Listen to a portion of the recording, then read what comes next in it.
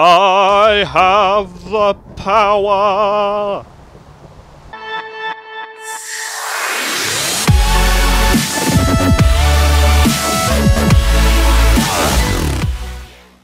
Hey guys, what's up? It's Dartron here for another mod showcase, and today we're having a look at the Suords of the Underworld mod, and I bet you can guess what this mod adds. That's right, more swords.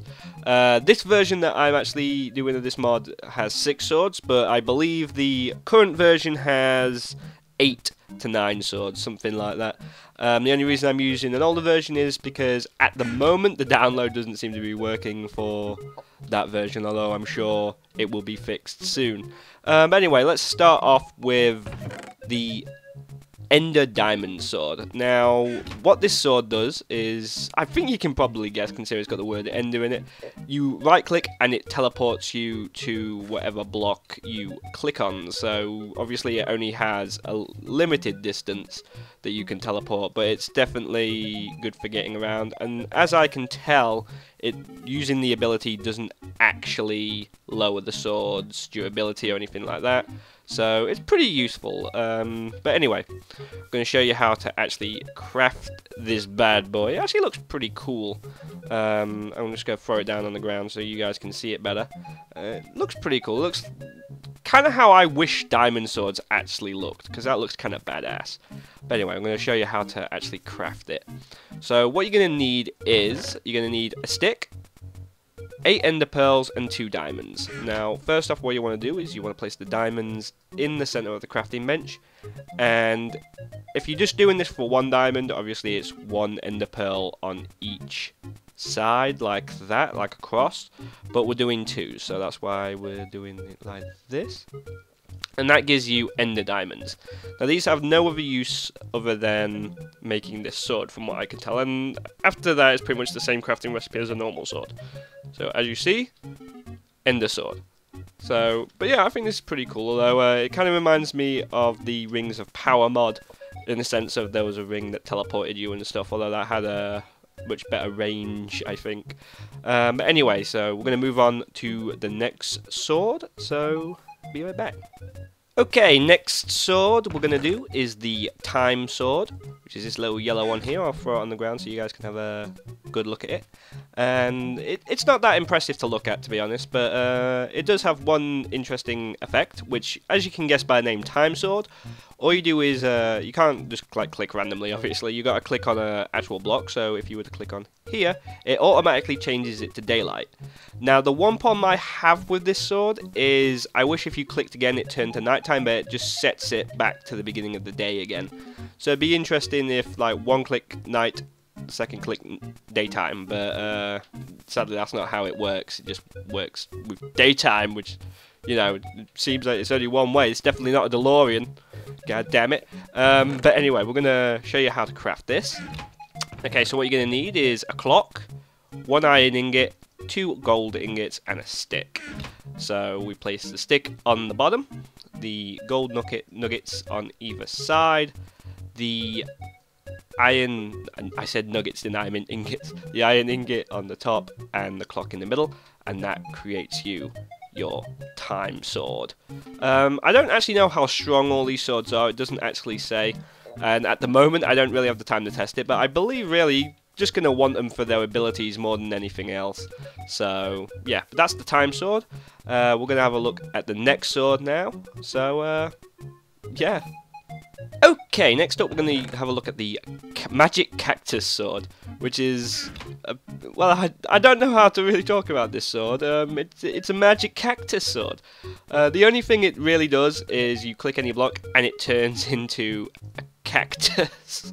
I'm not seeing much use for this in particular, to be honest, unless you want to, like, surround your base easily and very quickly with cactuses, like so, and stuff, but or you really needed green dye.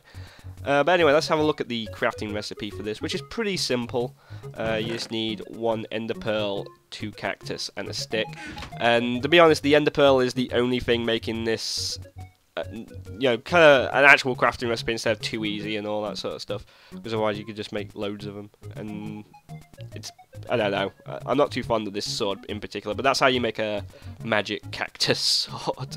So we're going to move on to the next one now, and hopefully it's a little bit better than this. Well, it's a cool looking sword though. I mean, let's throw it on the ground. I can't imagine, even though it's got like +5 attack, I don't imagine it being that good, to be honest. I mean, if someone hit you with a cactus, yeah, it would hurt, but you wouldn't exactly be, oh no, the dreaded cactus sword of death! Oh yeah, next sword. Okay, next up we have the Magma Emerald sword. Now, this is really disappointing because it has no effect whatsoever. It has +8 attack damage, but that's it. Apart from that, that's it. You know, it's just a sword. Let's just throw it on the ground here so you guys can have a look. That's pretty much it. There's nothing interesting about this one. If I had to give some constructive criticism, I'd say like have this like burn or something, you know, like when you attack an enemy. Is there actually anything around that we can hit with this? No, just my luck, there is nothing around to hit with this. Actually, let's spawn something, just for... Let's spawn a mushroom, which we don't see that very often. And, god damn it! / weather. Clear. Okay. God damn it with the timing, you stupid weather. If we hit this mushroom anyway, we're just gonna... It's nothing. So if it had like a burn effect or something, that'd be at least something, but it doesn't, so... But anyway, I'm gonna show you how to craft it. Let's get rid of that egg. You're gonna need 4 magma cream, 2 emeralds, and a stick. And all of these are pretty simple crafting recipes. Stick on the bottom, emeralds through the middle, and a magma cream on each side of the emerald. And that's the crafting recipe, and it's really simple, and it's just a shame that the sword actually doesn't have an effect. So we're just going to throw that away and move on to the next one. Okay, for this next sword, which is the Suord of Destruction, actually let me show you that first. Here we are, the Suord of Destruction. This has actually got a... it's something you've seen all the time on Minecraft, but it's nice to actually have a sword that does it, which is a Thunder Strike. Or lightning strike, whatever. It has +8 attack damage. God damn it, stop that fire. Obviously, you can't actually click on a mob. You actually have to click on the ground beneath it to actually use the Thunder Strike. But even so, it's still a pretty cool sword. Now, this crafting recipe is a bit different to the others, and I'm going to show you why. First off, what you're going to need is 4 blocks of redstone and a lapis block. And you place the lapis in the center and the redstone around it, and that will give you a stone of power. Now you're going to need 2 of these, so we're just going to put it like that and let's get rid of them. And you're going to need 2 gas tiers and a stick. Now these stones of power, from what I can tell, are only used for making these swords. There's no other use currently with this mod, but it'd be interesting to see what the guy can come up with. And this is the crafting recipe: stick on the bottom, stones of power at the top, and gas tiers on either side. So, and that creates you your sword of power. So, oh, god, that, whoa, stop it, stop. And with that, we're going to move on to the next one. Okay, the next one we have up is the Suord of the Underworld, which is this one's +9 attack. And what it does is, it's basically the same thing as the Sword of Power, except for the fact that it plays Song 13 when you hit it, and that it creates rain. Like, let me show you.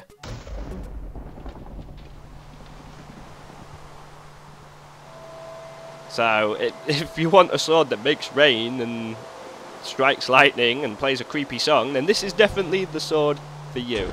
I don't know how long it actually takes to stop.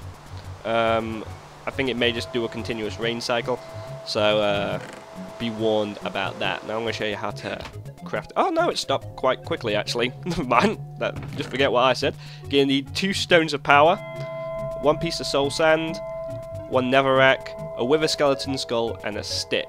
So this, some could say, because of the wither skeleton skull, this is probably one of the most expensive recipes.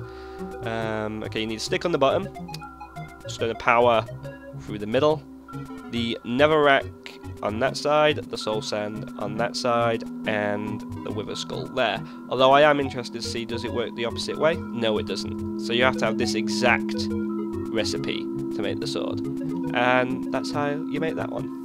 Now, the next two swords I'm going to talk about aren't actually in this version of the mod, although hopefully, as I said, the download will be fixed by the time this video goes up, and if it isn't, you can always just use this version.